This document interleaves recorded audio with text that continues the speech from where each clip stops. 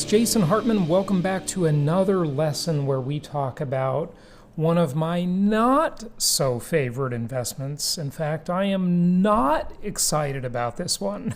How do you like that? For an unselling you on this lesson. And that is office space. I have leased many office spaces for my companies over the years. I've built them out, done the tenant improvements, negotiated the very complex leases.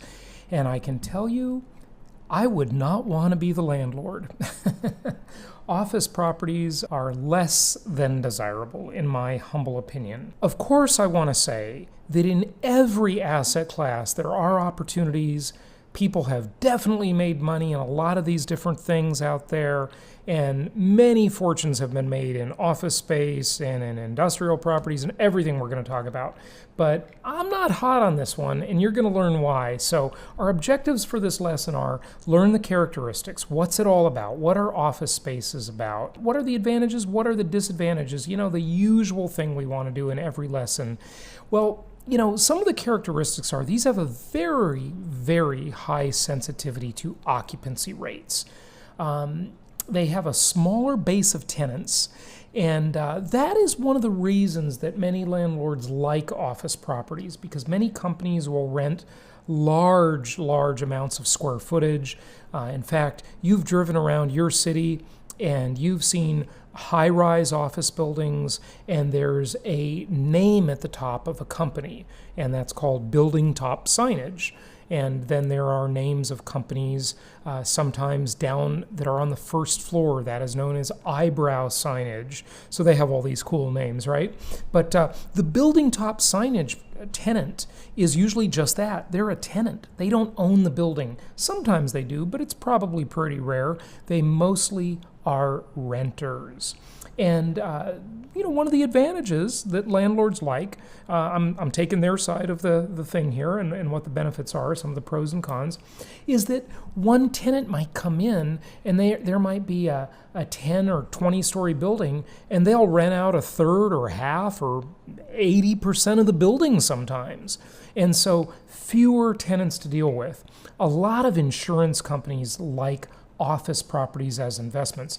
And by the way, I always thought it was funny that especially life insurance companies take our premiums after selling life insurance as an investment, and then what do they do with them? They buy real estate. The most historically proven asset class in the world, income property, right? So that's always been kind of a funny oxymoron to me, a non sequitur.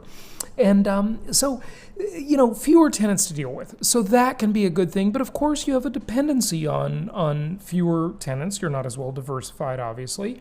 And this is a lot of these reasons we're going to talk about in this lesson are the reasons that office properties are, by and large, of course, the bigger ones most definitely, but even some not so big ones, are left to the institutional investors, the ones that just will accept a lower yielding investment and need to deploy a lot of capital. Cash flows will increase or decrease, obviously, when new tenants are added or subtracted. No, that's not rocket science. But one of the other things about them is that they're very complex. Managing tenant improvements, negotiating these complex leases. I mean, some of the office space leases that I've signed over the years on behalf of my companies have been maybe, 70, 80, 100 pages long with very small print.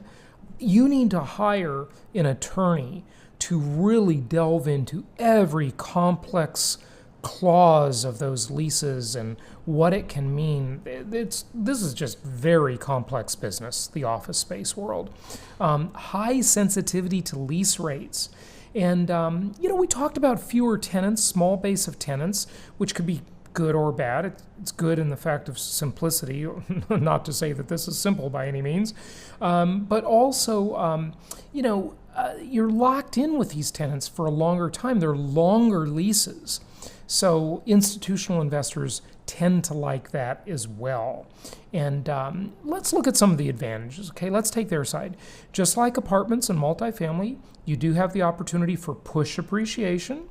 You have a smaller base of tenants, as we talked about. You do have economies of scale with management, Most office buildings of any reasonable size will have on-site management.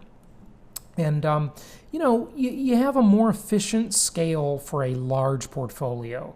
So if you need to deploy tens of millions or hundreds of millions of dollars, gosh, the office market, they'll take your money and you can get a pseudo-reasonable yield. These properties don't usually have very high yields unless you do push appreciation and add value in some way. It makes sense. I can see why the institutional investors do this kind of stuff.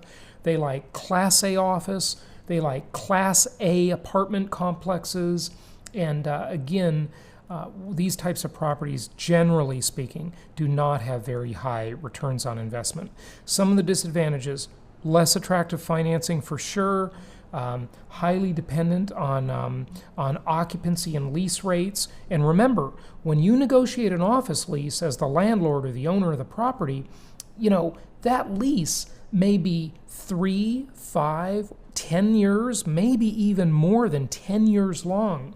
So you really have to know what you're doing, because a long lease can mean a big mistake for you, the landlord, or for the tenant. Many companies have gone bankrupt over signing leases, and many lawsuits and much litigation has come out of office leases, or any large leases for that matter, not just office space, obviously. More coming on future lessons on that.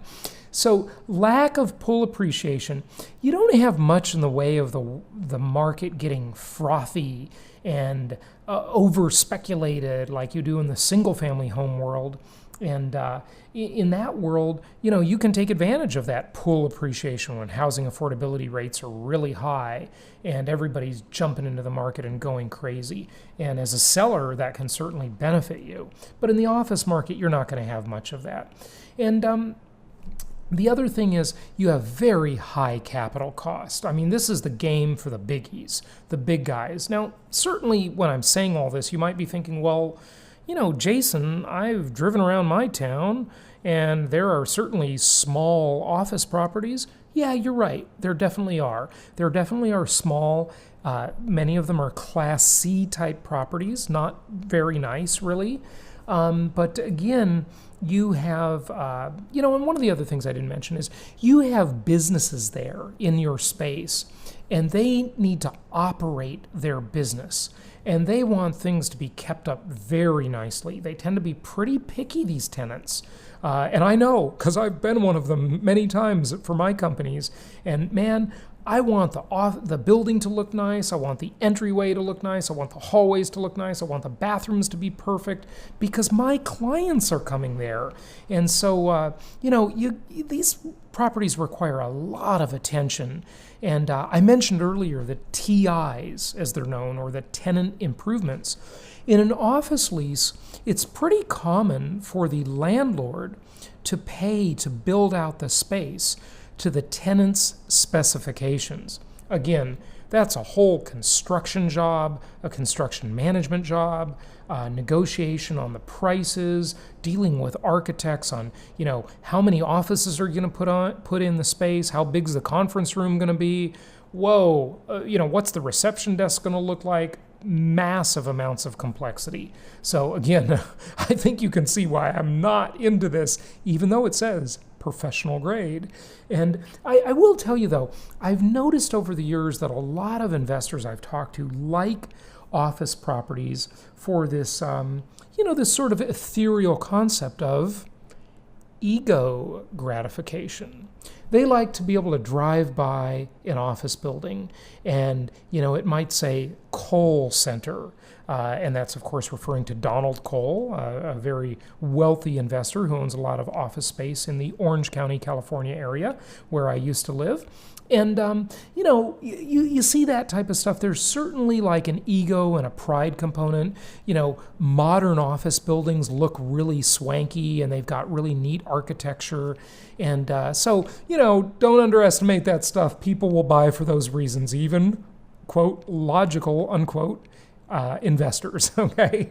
So what are your action items? Research and articulate the 5 top 5 strategies or top 5 advantages and disadvantages of office space investing. That's very easy because I just went over them. And your badge action will be use the template and explain your office property investing strategy. And frankly, after listening to this, I kind of hope I talk you out of having one at all. So do what you will with this. It's just a narrative. Again, these are pretty easy to earn your badge. Upload a screenshot, and I will look forward to talking to you on the next lesson.